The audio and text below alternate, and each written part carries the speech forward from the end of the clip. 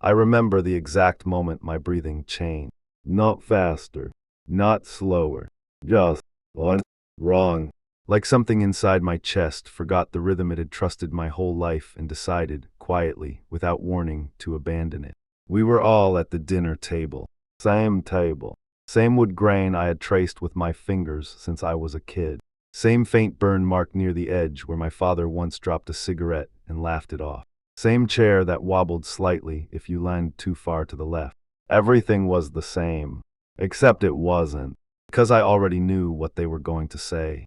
They hadn't said it yet. Not out loud.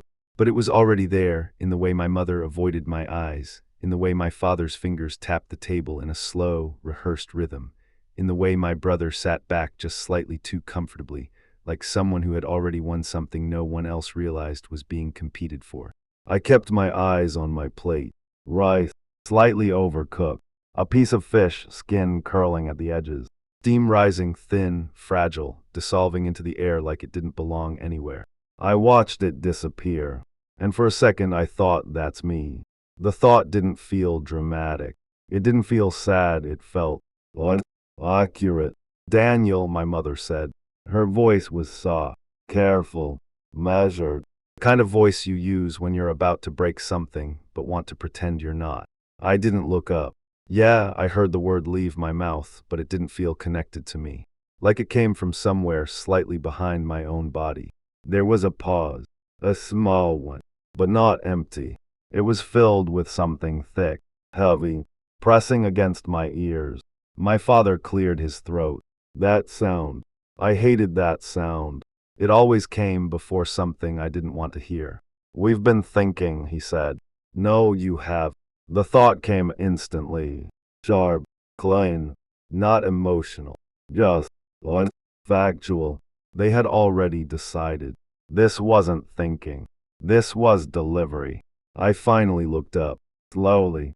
Not because I was afraid, but because I wanted to control the moment. Stretch it. Delay the inevitable by fractions of seconds that didn't matter, but felt like they did. My brother didn't look at me. He was staring at his phone, scrolling, thumb moving lazily like nothing in this room had anything to do with him. That was his talent. Detachment. He could exist inside a moment without ever being held accountable by it. I had never learned how to do that. We think it would be better, my mother continued, if you gave your position at the company to your brother. There it was. Simple. Clean. Like a knife that didn't need force to cut. I blinked once, then again. Not because I was surprised, but because my body needed to do something. Anything. To fill the space where a reaction should have been. My position, I repeated. My voice sounded, what? Calm. Too calm. Like someone else had stepped in and decided to handle this for me. My father nodded. Yes. Temporarily, he added quickly. That word. Temporarily. It floated in the air like a lie that expected to be believed simply because it had been spoken gently. I looked at him. Really looked. At the lines around his eyes. At the way his jaw tightened just slightly after he said it. At the way he avoided holding my gaze for more than a second. He didn't believe it either. Of course he didn't. Why, I asked. A simple question. But it didn't land simply. It shifted something. You could feel it. The air tight. My mother's fingers curled slightly around her chopstick. My brother stopped scrolling. Just for a second. Then resumed. My father leaned back. Exhaled slowly. Like he had prepared for this question but still didn't want to answer it. Your brother needs the opportunity, he said. Needs. The word echoed. Needs. I let it sit. Let it expand. Let it press against every memory I had of that word being used in this house. He needs more support. He needs time to figure things out. He needs another chance. And me. I was the opposite of need. I was, what? Expected. Reliable. Stable. Replaceable. I felt something shift behind my rib. Not pain. Not yet. Just, what? Movement. Like something waking up. And I asked. Still calm. Still controlled. But there was something underneath it now. Something thin. Sharp. My mother leaned forward slightly. It's not about that, she said quickly. Of course it was. It was always about that. But she knighted it not to be. Because if it was, what? Then she had to admit something she had spent years carefully avoiding. I tilted my head slightly. A small movement. Barely noticed. But inside it felt like something cracking. Then what is it about? Silent. Not empty. Never empty. This silence was full of history. Every time they chose him. Every time I understood without being told.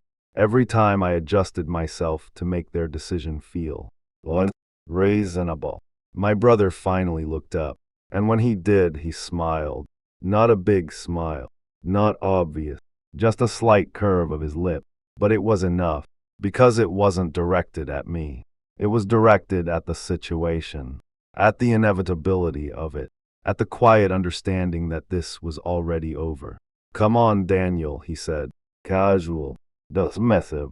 Don't make this a big deal, and there it was. The pressure point. The shift from discussion to control.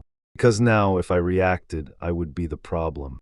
I felt my fingers tighten around my chopstick. The wood pressed into my skin, grounding me, holding me in place, or maybe, trapping me. I built that position, I said. Still calm, still measured. Every word placed carefully, like stepping on unstable ground. I know, my father said. Too quickly. Too smoothly. We all know. And we're proud of you, proud. Another word that meant nothing here, a decoration. Something you say to soften the impact of taking something away. If you're proud, I said slowly, why are you giving it to him? There it was again. That silence. But this time it felt different. Heavier. Less controlled. Because there wasn't a good answer. There never had been. My mother looked at my father. A quick glance. A silent conversation. You say it, no, you. And in that tiny exchange, I understood something. This wasn't a decision made from strength. This was avoidance, fear, discomfort. And my brother, he was just the easiest solution. He's your brother, my father said finally. That was it. That was the answer. Not logic, not fairness, just obligation, blood, expectation. I felt something in my chest twist, slowly, deliberately, like it was being turned by someone who knew exactly how far they could go without breaking it completely. And I'm your son, I said. The words came out softer than I expected. Not angry, not sharp, just tired. My mother flinched, barely, but I saw it, because I was watching everything now. Every micro movement, every hesitation, every crack in the surface they were trying to maintain. It's not the same, she said. And the moment she said it, I knew. Not just what she meant, but what she didn't realize she had admitted. I nodded slowly. Once, twice. Not for them, for me. To anchor the realization. To make it real. Right, I said. And something inside me. Settled.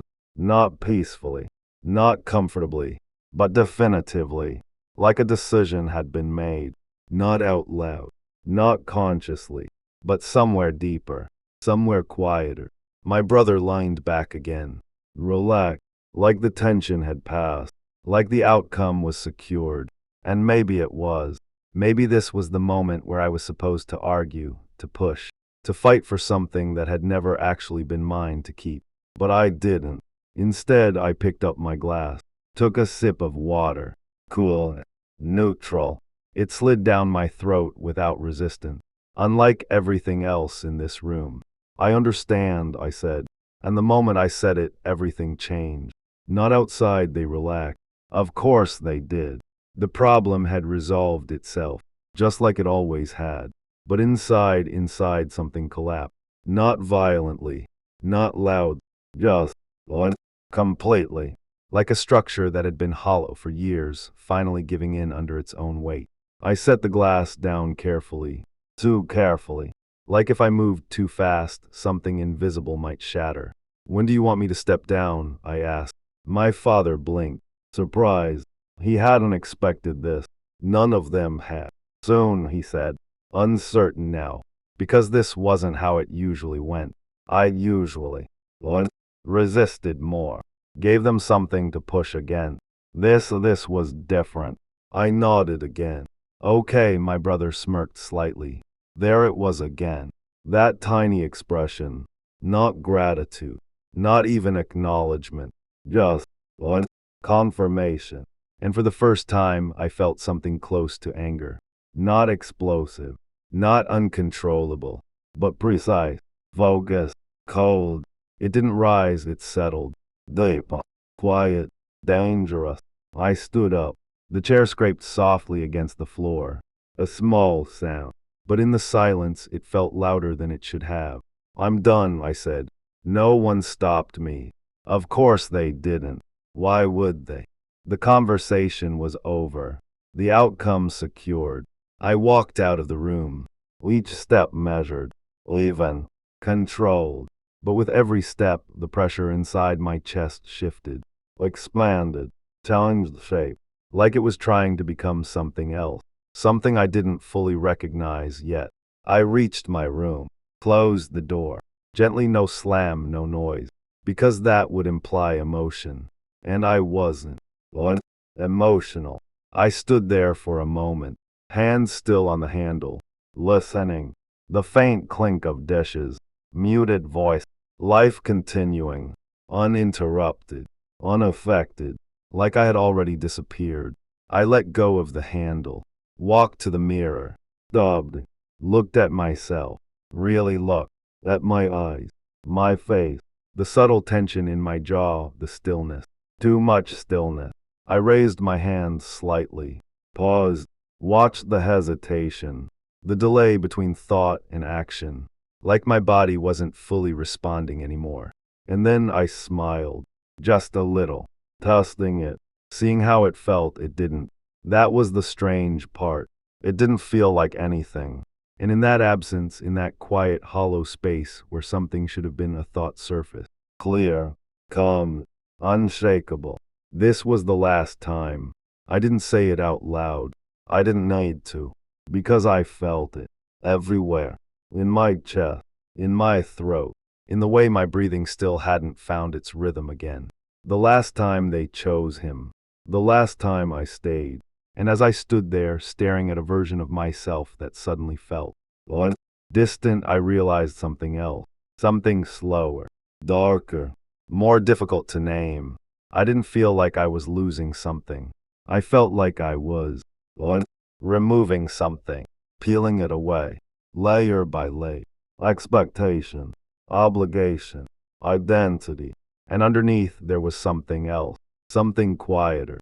But far more stable, far more certain, and far more dangerous. I exhaled slowly.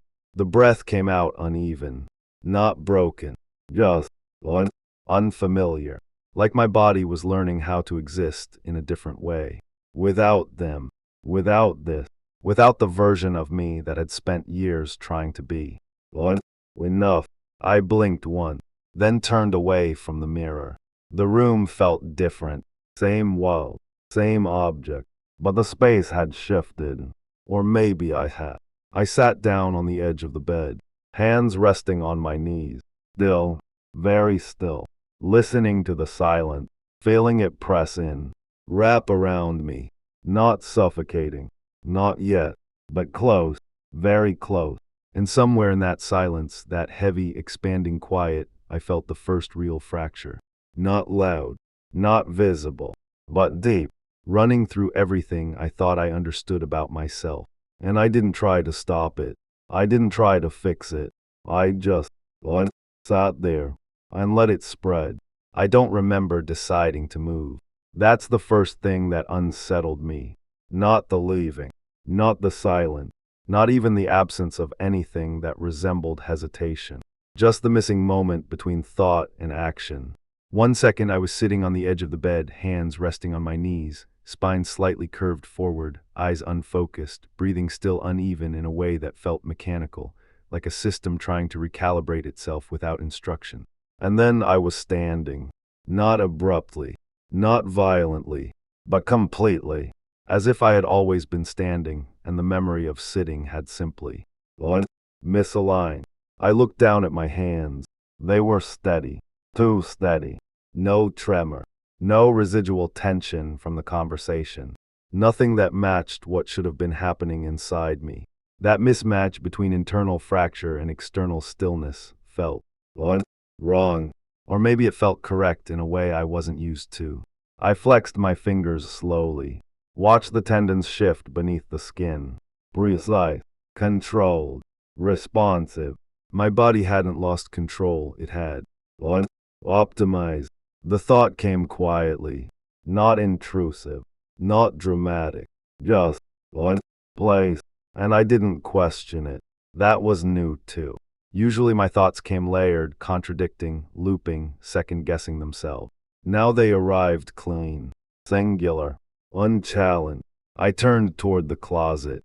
Each step felt measured, not because I was trying to be careful, but because something in me had recalibrated the way movement worked. Less excess, less noise, less hesitation. I opened the door. The hinge creaked slightly. That sound, familiar, insignificant, felt amplified in the silence. Not louder, just more present, like everything unnecessary had been stripped away, leaving only what mattered.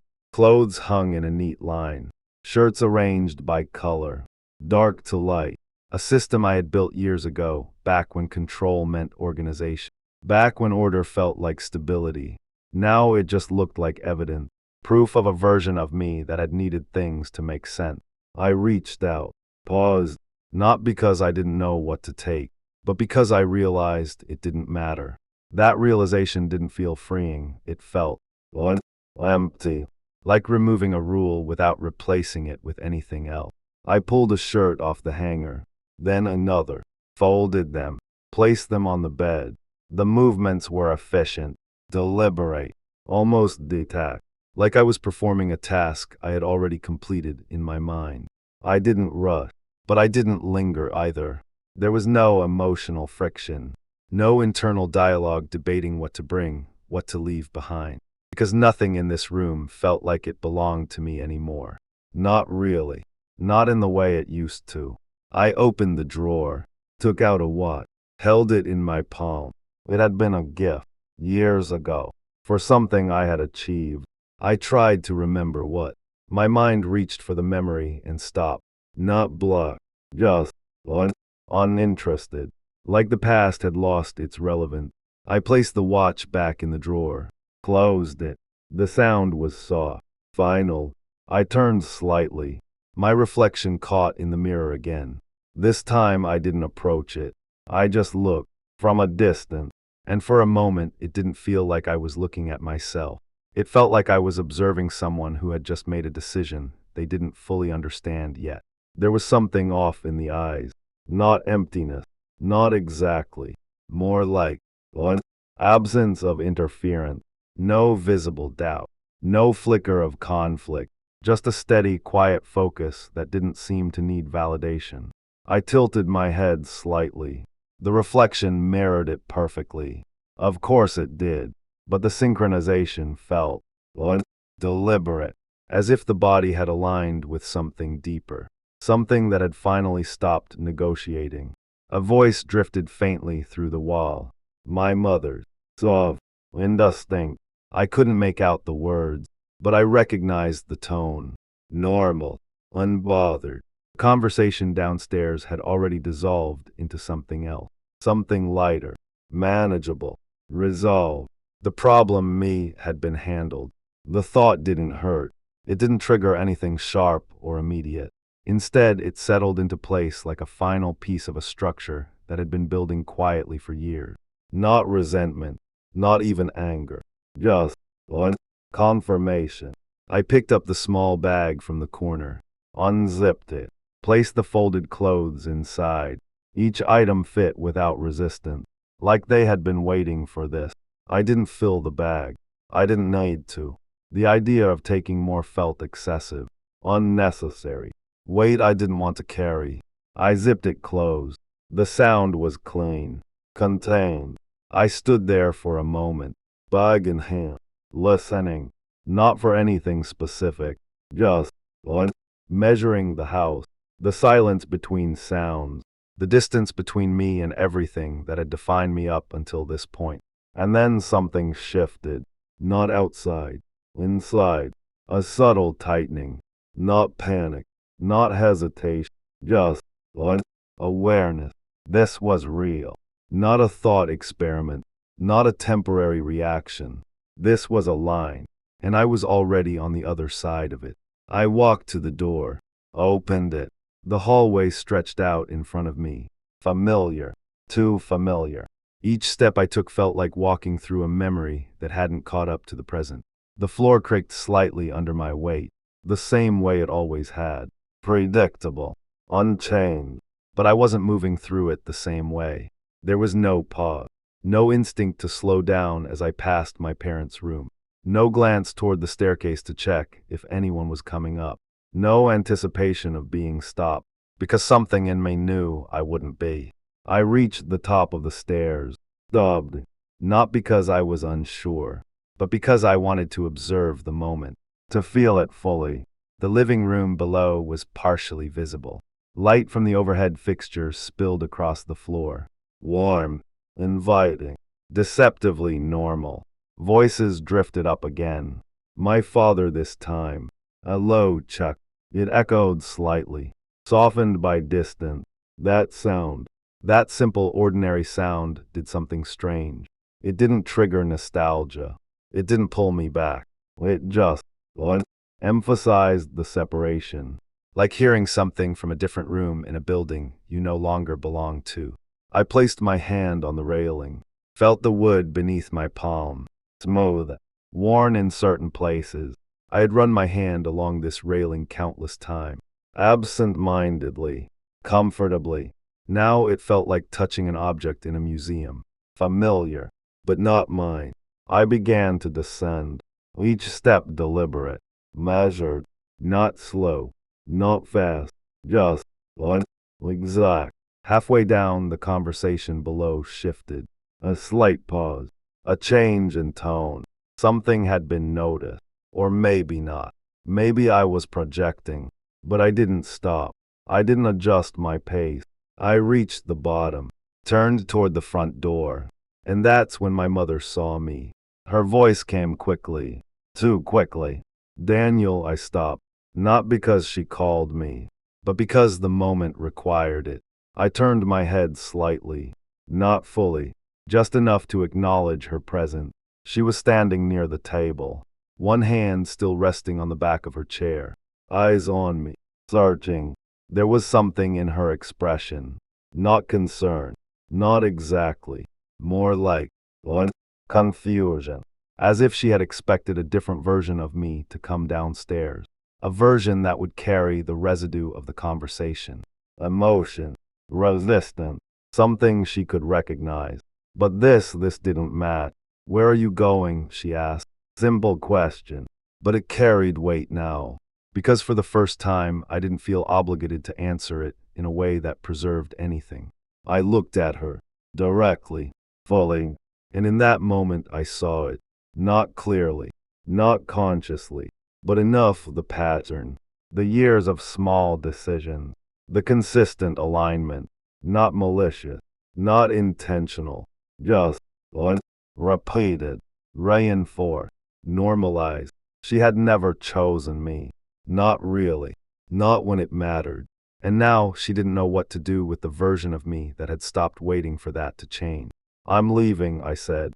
My voice was steady, flat, not cold, just complete. The words land. You could feel it. My father turned his head. My brother looked up from his phone again. This time he didn't smile. This time there was a flicker of something else. Not fear, but uncertainty. Good. My mother blinked. Once, twice, as in, what do you mean? She asked. The question stretched. Buying time. Trying to reshape what she had heard into something manageable. I didn't move. Didn't shift my weight. Didn't soften my expression. I mean I'm leaving, I repeated. Same tone. Same rhythm, no escalation, no explanation. Because anything more would invite negotiation. And there was nothing left to negotiate. A silence followed, heavier than the ones before. Because this one didn't have a script, my father stood up slowly. "Don't be dramatic," he said. There it was, the attempt to reframe, to shrink the moment, to pull it back into something familiar, controllable. I felt something almost like recognition, not of him, but of the pattern. How many times had this worked before? How many times had I adjusted myself to fit the narrative they needed? Not this time. "This isn't dramatic," I said. Still calm, still precise. "This is the result," the word hung there. Result, not reaction, not emotion. Outcome. My brother scoffed lightly. "Result of what?" he said. Dismissive again, trying to pull me back into the role I had always played. The one that reacted, explained, justified. I looked at him, and for the first time, I didn't feel anything tied to that dynamic. No need to prove something, no irritation, no underlying competition. Just one distance of everything, I said, and I meant it. Not just tonight, not just the position. Everything, the accumulation, the pattern. Quiet erosion of something I had only now realized was already gone. My mother took a step forward. "Daniel, wait," she said. There was something new in her voice now. Not control, not even authority. Something closer to uncertainty. But it came too late. Not because I was angry, not because I wanted to punish her, but because the version of me that would have responded to that tone didn't exist anymore. I turned back toward the door, reached for the handle, cold metal under my fingers. Real, solid, uncomplicated. "Daniel," my father said, sharper this time, a warning, a command. Something he expected to work. I paused, hands still on the handle, and for a fraction of a second a thought surfaced. Not emotional, not nostalgic, just observational. This is the last moment they still think they can stop me. I opened the door. The air outside was cooler, fresher. It moved differently, less contained, less filtered. I stepped forward, and as I did, something inside me shifted again. Not breaking, not collapsing, just detaching. A final thread, thin, almost invisible, but essential. And then it was gone. Behind me I heard movement, a step, a voice. Maybe my name. I didn't turn around, because turning around would imply something was still there to face. Something unresolved. Something that needed closure. But there wasn't. Not for me. Not anymore. I walked forward, each step carrying me further away from something that had already let me go long before I chose to leave. The street was quiet, dimly lit, ordinary, but it didn't feel oppressive. It didn't feel heavy. It felt open. And that openness wasn't comforting. It was vast, unstructured, unforgiving. For the first time, there was no defined version of me to fall back into. No expectations, no role, no identity built around being the one who stayed. And as I moved through that space, I felt it, the absence, not of them, but of myself. The version that had existed within those walls. The version that had shaped itself around their decisions, their needs, their patterns. Gone, not replaced, not yet, just removed. My breathing shifted again, still uneven, but different, less constrained, more undefined. I stopped at the edge of the sidewalk, looked ahead, didn't choose a direction immediately, because for the first time there wasn't one already chosen for me. And that was the most unsettling part. Not the leaving, not the silence, but the realization that I didn't know who I was without them. I stood there, still, very still, the night pressing in, the quiet stretching around me, and somewhere in that space between what I had been and what I hadn't become yet, I felt it. Not clarity, not purpose, but something far more unstable, potential, uncontrolled, unshaped. And as I took my next step, I understood something that settled deep, irreversible, and cold. They hadn't just lost me. I had stepped into something they would never recognize again. Not because I had changed completely, but because whatever I was becoming had nothing left that belonged to them, and nothing in me wanted to go back and find out what that meant.